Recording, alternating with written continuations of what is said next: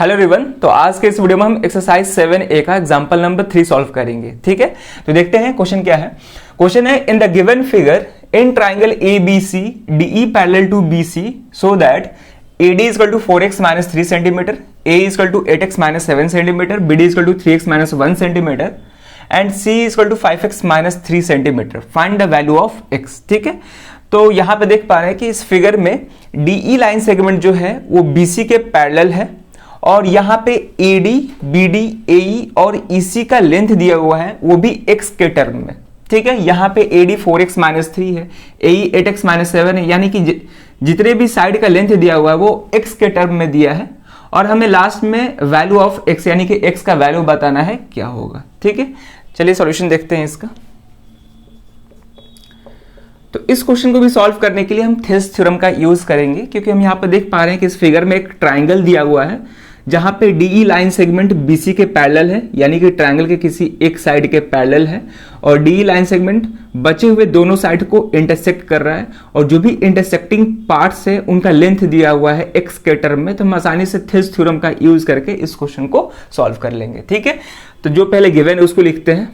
तो गिवन सबका लेंथ लिखते हैं। AD इज इक्वल टू कितना है 4x माइनस 3 सेंटीमीटर। AE का लेंथ दिया हुआ है 8x माइनस 7।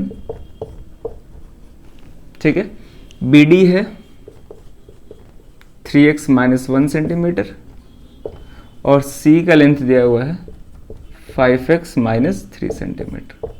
ठीक है, हमें फाइंड करना है वैल्यू ऑफ x। तो यहां पे हम थेस थ्योरम का यूज करेंगे। तो लिखेंगे in triangle ABC DE parallel to BC, DE BC के पैरेलल ये क्वेश्चन में गिवन है। ठीक है, तो यहाँ पे हम थेस थ्योरम यूज करेंगे। तो लिखेंगे देयरफॉर बाय थेस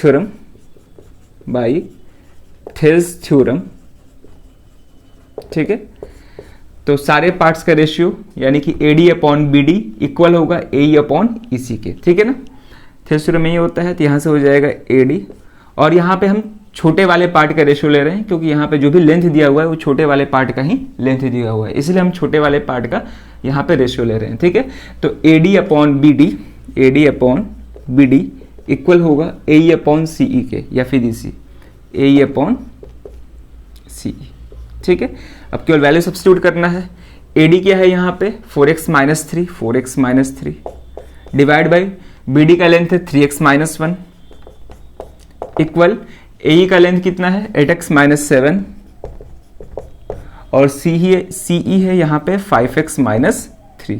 ठीक है, अब यहाँ पे हम क्रॉस मल्टीप्लाई करेंगे तो यहाँ से हमको एक वेरिएबल में इक्वेशन मिलेगा और वहां से हम आसानी से x का वैल्यू फाइंड कर लेंगे। ठीक है, अब यहाँ पे ध्यान से देखेंगे तो क्रॉस मल्टीप्लाई करेंगे तो यहाँ से हो जाएगा 4x minus 3 into 5x minus 3।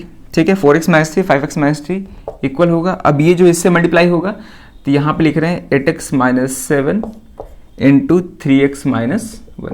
ठीक है, अब हम इन सबको मल्टीप्लाई करेंगे तो ये हो जाएगा 4x इंटू 5x, ये हो जाएगा 20x स्क्वायर, ये हो जाएगा माइनस 12x। अब माइनस 3 से दोनों को मल्टीप्लाई करेंगे तो माइनस 15x और प्लस 9 हो जाएगा। ठीक है, इक्वल 8x से दोनों को मल्टीप्लाई करेंगे तो यहाँ पे हो जाएगा 24x स्क्वायर माइनस 8x, फिर माइनस 7 से दोनों को मल्टीप्लाई करेंगे तो ये हो जाएगा माइनस 21x और प्लस 7।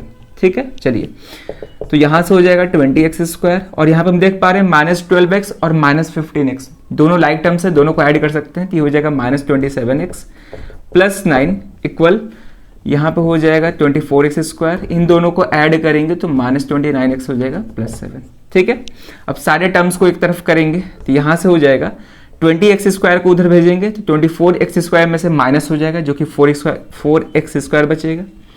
जस्ट वैसे ही यहाँ पे माइनस 27x है, उधर जाएगा प्लस हो जाएगा तो माइनस 29x प्लस 27x वो हो जाएगा हमारा माइनस 2x और ये उधर जाएगा तो माइनस होगा तो प्लस 7 माइनस 9 वो हो जाएगा माइनस 2। ठीक है, अब यहाँ पे ध्यान से देखेंगे, यहाँ पे एक हमको क्वाड्रेटिक इक्वेशन मिल गया, यहाँ से x का 2 वैल्यू आ जाएगा।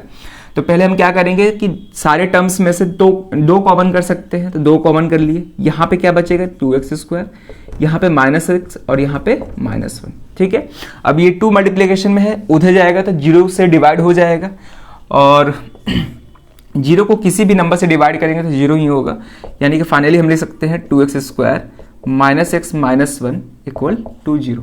ठीक है, अब हम स्प्लिटिंग द मिडिल टर्म का यूज करके x का वैल्यू फाइंड करेंगे। ठीक है, तो पहले इतना वीडियो को पॉज करके नोट कर लीजिए, उसके बाद हम आगे सॉल्व करते हैं। ठीक है, तो यहाँ पे अब हम मिडिल टर्म को स्प्लिट करेंगे दो पार्ट में, तो यहाँ से हो जाएगा 2x², और ऐसे स्प्लिट करना होता है कि ऐड करने पे मिडिल टर्म के इक्वल आए और उन दोनों पार्ट को मल्टीप्लाई करने पे फर्स्ट टर्म और लास्ट टर्म के मल्टीप्लिकेशन के इक्वल है। ठीक है, ये सारा हम कैसे स्प्लिटिंग मिडिल टर्म का यूज करके क्वाड्रेटिक इक्वेशन को सॉल्व करते हैं वो हम पोलोमियल भी डिस्कस किए हुए हैं सब चीज। ठीक है, चलिए, तो यहां से हो जाएगा ये -2x और +x। ठीक है, तो -x को हम दो पार्ट में स्प्लिट किए हैं, -2x और +x में, दोनों को जब ऐड करेंगे तो -x आएगा और मल्टीप्लाई करेंगे तो फर्स्ट टर्म और लास्ट टर्म के मल्टीप्लिकेशन के इक्वल आएगा। ठीक है, चलिए अब देखिए, अब दो का पेयर करते हैं तो इन दोनों में कॉमन क्या दिख रहा है हमको, 2x कॉमन दिख रहा है, तो यहां से आ जाएगा x-1 और यहाँ पे +1 कॉमन हो जाएगा तो यहाँ भी x-1। पूरे में क्या कॉमन है, x-1 कॉमन है। ठीक है, तो यहाँ पे बच जाएगा 2x और यहाँ पे बच जाएगा +1। सही है, ठीक है। अब एक बार x-1 को 0 से इक्वेट करते हैं और 2x + 1 को 0 से इक्वेट करेंगे, तो यहां से आ जाएगा x = 1 और यहां से आ जाएगा x = -1/2। ठीक, यहां से x के दो वैल्यू आए, x = 1 और x = -1/2। तब क्वेश्चन ये है कि यहां पे पूछा है find the value of x, तो x का दो वैल्यू होगा या फिर एक ही वैल्यू होगा, तो यहां पर आप ध्यान से समझेंगे।